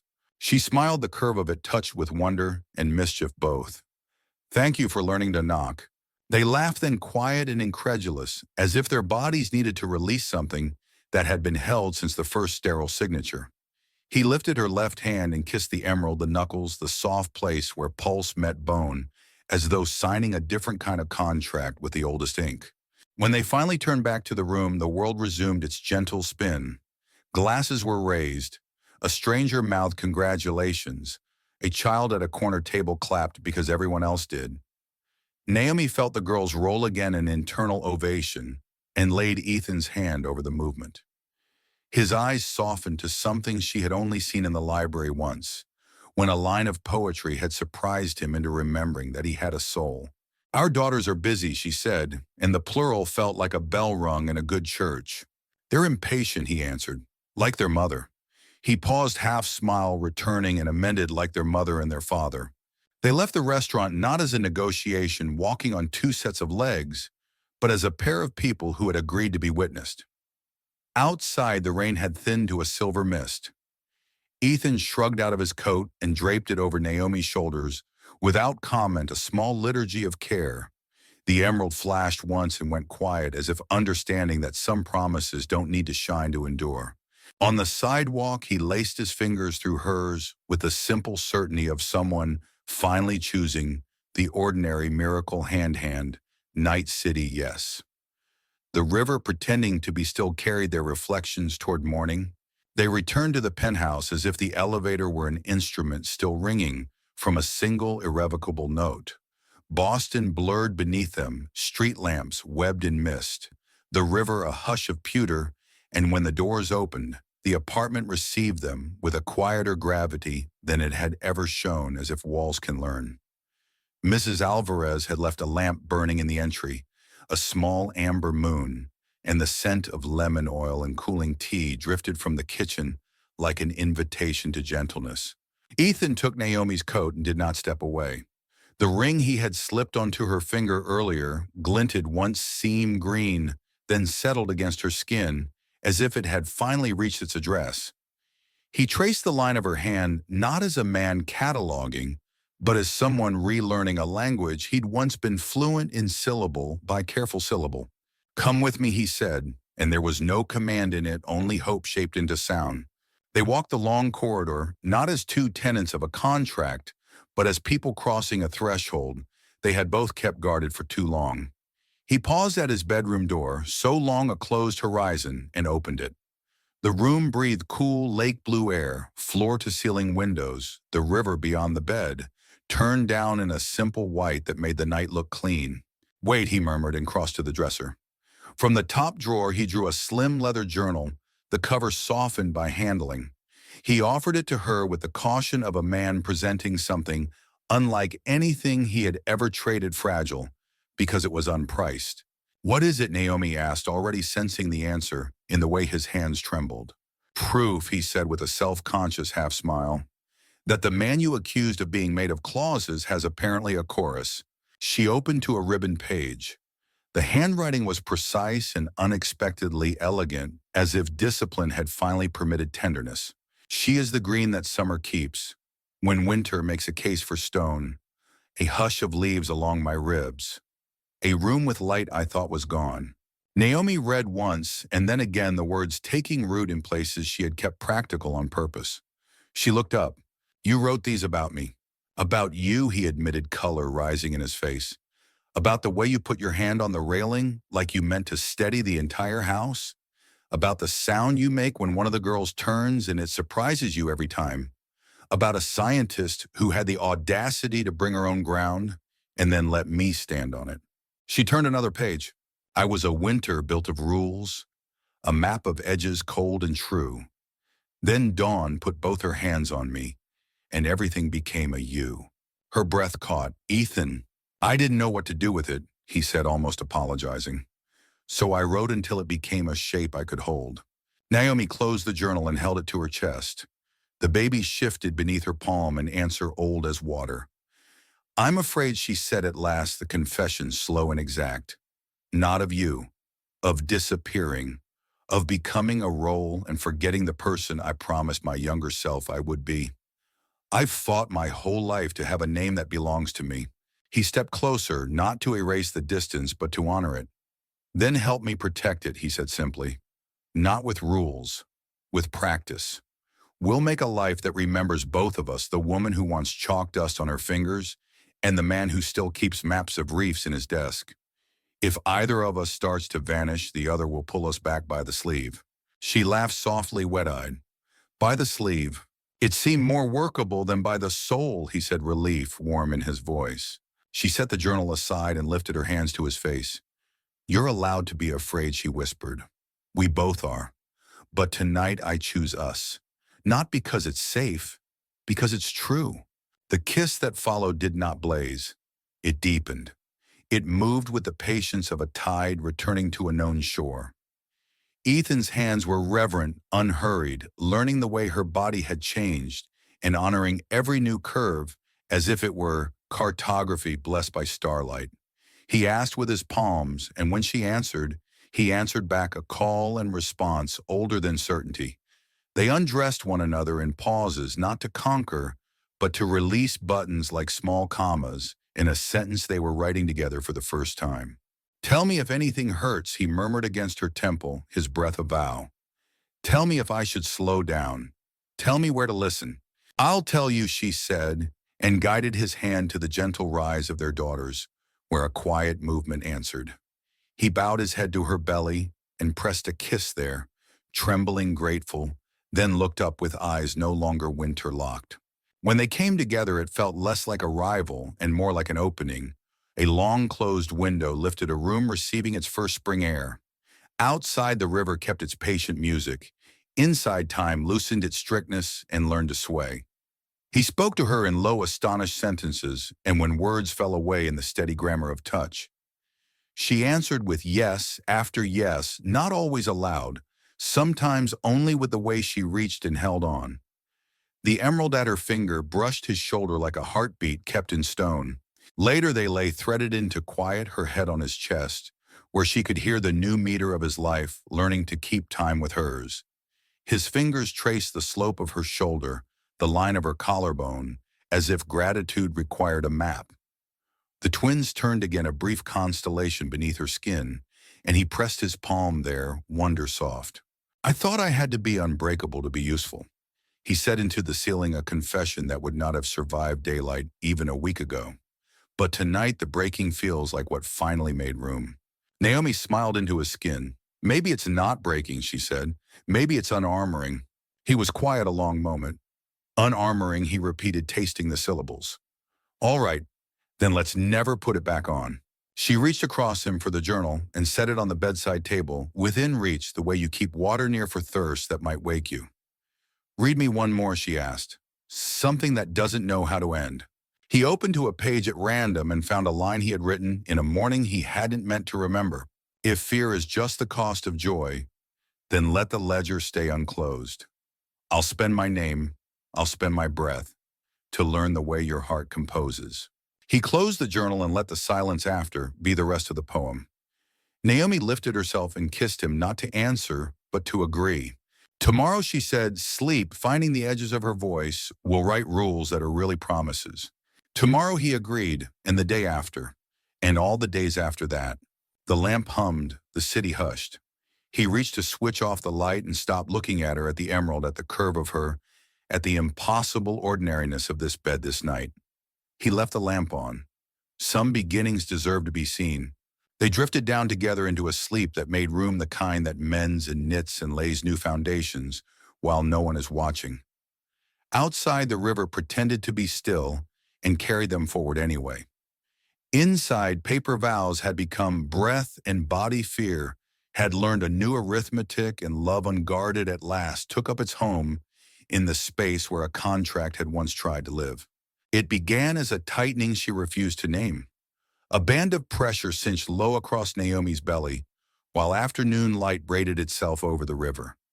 She paused in the nursery, soft green walls, two small cribs aligned like promises, and pressed her palm to the curve that had become her compass. "Braxton Hicks," she told the room, bargaining with the air. The girls turned, two quiet fish beneath a reed. By dusk, the tightening had learned cadence. Ethan found her at the bedroom doorway, fingers braced against the framed face drained to parchment.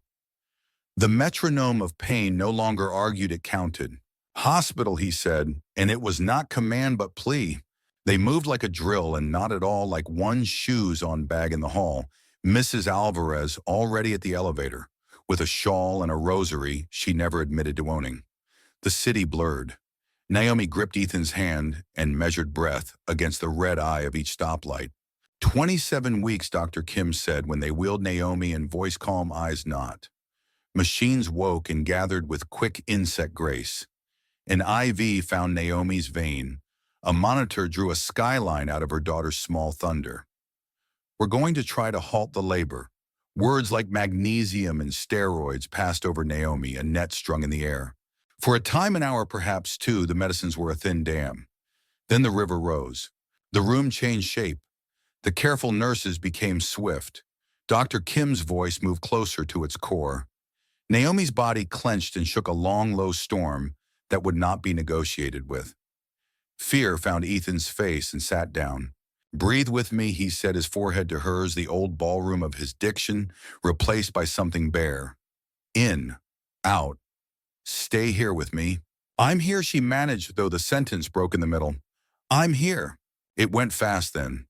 The firstborn was a whisper of a girl, a cry like thread whisked past Naomi's shoulder in a warmth box with a halo of hands. The second followed in a rush of pain so white it erased her name. Blood came after too much, too quick nurses, calling numbers, peeling into the room like bell after bell. Naomi felt herself slide to the thin place between a ceiling tile and the shape of her own hand. "Naomi," Ethan said, and the word was a rope thrown across water. "Naomi, look at me." Her eyes found him. He was not the man from the boardroom or the benefactor's gala. He was a man with his heart outside his body and both hands on hers.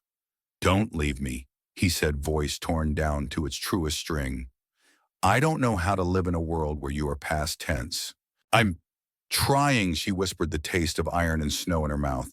The edges of the room grayed, and somewhere a monitor protested. "Stay," he begged, head bowing, the crown of him pressed to her knuckles, as if prayer were a physical act. "I'm sorry for every door I closed. I'm sorry for every good night I made small. I will spend the rest of our days unlearning how to be afraid if you just please stay." It is possible that love can be an intervention. It is certain that medicine was. Drugs flowed, clamps shined. A surgeon's hand stitched a margin back to a life. The world clicked, then steadied. The alarm stuttered, then quieted as if it too had been convinced. Naomi's breath deepened. Color returned in thin threads to her lips. Dr. Kim exhaled the way a runner does at the tape. "We've got you," she said, her palm warm against Naomi's arm. "You scared us, but we've got you." Ethan's face buckled. He didn't bother to hide it. Tears found the line of his jaw traveled. His mouth touched her hand, not with romance, but relief so fierce it shook. "Thank you," he said to her, to the doctor, to the ceiling, to anything that had listened. When Naomi woke in recovery, the world was quieter, made of whisper and waltz, the slow beep of the monitor, the hiss of oxygen, the brush of cotton. Ethan was there in a chair, pulled in decently close, his hand around hers, like he had braided their fingers while she slept, and then refused to let go out of superstition. Where she began. "The girls," he said, already rising, already ready. His voice softened in its own bones. "NICU. They're beautiful. Small, but they are already arguing with the machines." A tremulous smile, like their mother. He wheeled her down a corridor lined with other thresholds. The neonatal intensive care unit glowed softly, all blue light and quiet hum. Inside time had different laws. Nurses moved like dusk. Monitors sang their particular mathematics. Families learned to bow before ounces. Two incubators stood side by side, clear shells cupping beginnings. In the first, a girl the size of Ethan's hand lay swaddled in a hat that seemed knit for a doll. Her chest rose with the work of it. Her fists flexed in dreams. In the second, her sister slept beneath a constellation of tubes, a warrior at rest. Emma, Naomi whispered to the first, because they had named them in the nursery in a language of hope. Sophia to the second, because wisdom sometimes comes small. Ethan leaned over the plastic and did not touch, afraid not of them, but of his own size in a world this delicate. "Hi," he said, voice breaking on the syllable, and then steadied. "It's your dad. We're here." A nurse approached, kind eyes above a masked smile. "Would you like to put your hand in?" she asked Naomi. "Just rest it there. They know you." Naomi slid fingers through the porthole and touched the translucent foot of her daughter. A miracle occurred, both ordinary and absolute. The foot pressed back. A breath she had been holding since the first contraction left her body and did not return. "Hi," she echoed. "I'm here." Ethan watched that exchange, and something in him rearranged, not with fanfare, but with irrevocability. The math he had lived by risk mitigation control felt suddenly too small for the room. Love was not a hedge. It was the hazard and the shelter both. To be near it was to accept tremor as a condition of breath.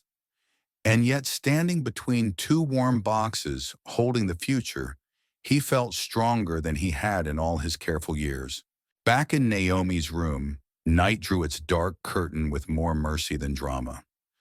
Mrs. Alvarez arrived with clean clothes and a thermos of broth, and a blessing she said under her breath.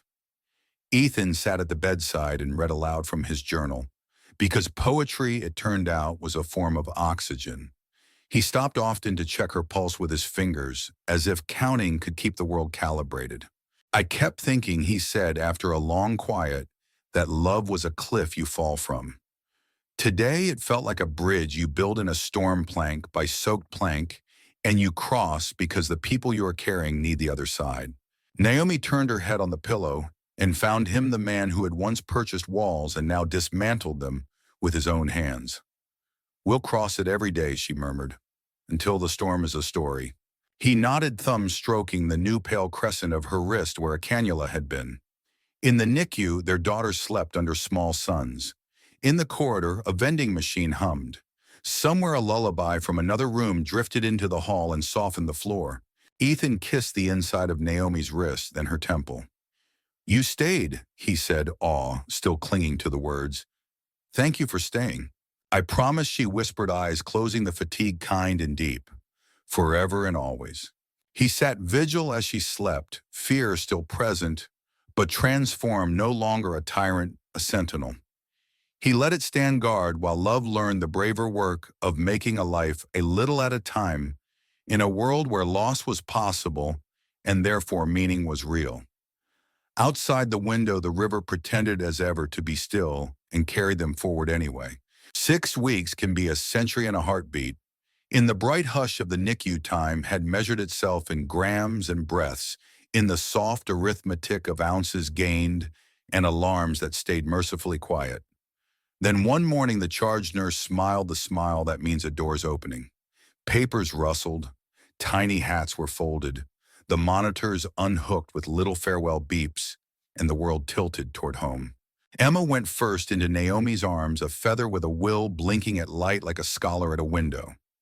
Sophia followed into Ethan's small fingers, fastening around his thumb, as if affixing her seal. The elevator ride down felt like ascending through water. The city greeted them with honest sun. At the curb, Mrs. Alvarez stood with a blanket and a blessing, and the driver held the car door as if the future were made of glass. Home had rearranged itself for them. The nursery Naomi had named in hope now breathed like a promise, kept 2 cribs side by side, a mobile of paper swallows wheeling in soft air shelves with labels Ethan had printed in fonts so exacting they seemed like love notes in code. That first night, staggered feedings, the gentle panic of new alarms, the rustle of swaddles was a symphony of small mercies. Ethan learned the choreography of burping. Naomi learned the precise sway that lulled Sophia. Both learned how to sleep in braided fragments and wake grateful anyway. 3 days later, the doorbell rang, and the last missing piece stepped in on careful feet. Naomi Carter wore remission like a garment, cut to fit her soul color in her cheeks. Light in her eyes, a scarf tied with stubborn elegance. She did not speak at first. She simply reached, and Naomi placed Emma in her arms. "My girls," Lorraine whispered, and the plural trembled into the room. "My brave girls." Ethan stood a breath away as if witnessing a sacrament. Lorraine lifted her chin and met his gaze, frank, assessing, kind. "Thank you," she said, "for standing when the wind blew." "I didn't stand alone," he answered, and meant it. The weeks swelled with the ordinary glory that makes a life, tiny socks drying like pennants on the rack. Ethan at the sink at 2 a.m., warming bottles and reciting Whitman to stay awake. Naomi drifting through the house with a baby on her chest and the emerald on her hand catching morning. They wrote rules that were really promises: no locked doors on hard days, say what hurts before it hardens, take turns choosing the music. On the fridge, Ethan taped a list titled, Ways We Remember Ourselves. Naomi books stacked spine-out chalk in a dish by the window, a notebook labeled Someday Classroom. Ethan maps of reefs in a drawer, a journal left open a reminder to go see the ocean. When the invitations went out, they were simple as a breath. By the river that taught them to look for movement beneath stillness, Naomi Carter and Ethan Whitmore invite you to witness what paper began and love perfected. No embossed crests, no gilded rim, just dates and names and the curve of a hand-drawn shoreline. The day came dressed in June. The Charles lay long and silvered, dragonflies stitched light across the water. Chairs fanned out under a drift of sycamores, strings tuned and then dissolved into a melody that seemed to rise from the river itself. Mrs. Alvarez put lavender under the seats for courage, she said, and slipped tissues into pockets with the stealth of a saint. Marcus arrived in a blue suit that fit like forgiveness. He hugged Naomi first, long anchoring, and then turned to Ethan with a smile that reached his eyes. Best man, he said, offering a hand and meaning more. Try not to faint. I had the contract torn up, Ethan replied deadpan. Fainting seems redundant. They both laughed, the good kind, and Naomi felt the story adjust around them, healed seams shining only if you knew where to look. Lorraine took her place in the front row with Emma drowsing at her shoulder. Sophia, indignant at being separated from her sister, quieted as soon as she was laid against Ethan's heart. When Naomi appeared at the crest of the lawn, cream silk that floated and found her curls pinned with pearl, the emerald winking like a kept secret, the gathering went still the way rooms do when a truth finally enters. Ethan watched her come and forgot the choreography he had practiced. The vows he had written were in his pocket. The vows he would speak were already in his mouth, bone deep. They met beneath a simple arch threaded with wildflowers. Marcus held the rings like small stars. The officiant, a friend from the lab with ink on her fingers and a smile that forgave late nights, spoke a welcome, then stepped back as if to say, "This is yours." Naomi's vow was not ornate. "I promise to keep a light on the days you cannot see," she said, holding Ethan's hands, "and to let you turn it off when we need the dark to rest. I promise to say what is true even when it is not tidy. I promise to raise our daughters to measure strength by tenderness and courage by the willingness to stay." Ethan's voice found its steadiness and then exceeded it. "I promise to be a door, not a wall, to build bridges plank by soaked plank and cross them with you frightened and laughing. I promise to read to the girls until we both fall asleep mid-sentence, to keep maps in the drawer and poetry on the nightstand, to call fear what it is, a cost we pay for joy, and to pay it gladly. No clauses, no contingencies. Only this, forever and always." There were tears and the good kind of laughter. Rings slid home with the sound of a page turning. They kissed a kiss that held the whole river in it, and the girls, as if on cue, stirred in their grandmother's arms and made small declarative noises that sounded suspiciously like approval. After the lawn shifted into celebration lemonade and linen toast that sounded like toasts and also like prayers. Marcus spoke briefly, voice steady. "I've known Naomi since we thought library cards were passports," he said. "I didn't lose her today. I watched her arrive." And Ethan, he glanced over, grin, tilting welcome to the family that says what it means. As evening softened the sky, Naomi and Ethan stepped to the river's edge, each with a daughter drowsing against their chest. Boats slid by like parentheses. Geese traced their old argument across the water. The city lifted its lights one by one. "Look," Naomi whispered to Emma and Sophia. "This is where your parents learned that still water moves." Ethan pressed his lips to Sophia's hair and reached for Naomi's free hand. "No contracts," he said like a benediction. "No cold walls. Just courage," Naomi answered, threading their fingers. "And hope," he added. And forever, she finished, smiling into the near dark. Behind them, music rose. Ahead, the river carried their reflections toward a bend no map could name. They turned back to the lawn, to the people who had witnessed, and stayed to the cake with its crooked sugar swallows, to the dance that would be awkward and perfect. Lorraine lifted Emma, and for a moment the three generations aligned like a constellation no astronomer would ever chart. If you felt this story move beneath its still surface, If you believed in contracts transformed by courage and houses warmed by love, stay with us. Like, share, and tell us which moment you carried away from the river. Leave a comment for Naomi and Ethan, for Emma and Sophia, for Marcus and Lorraine, and Mrs. Alvarez. Follow for the next tale that begins where the last one leaves off, right at the edge of forever.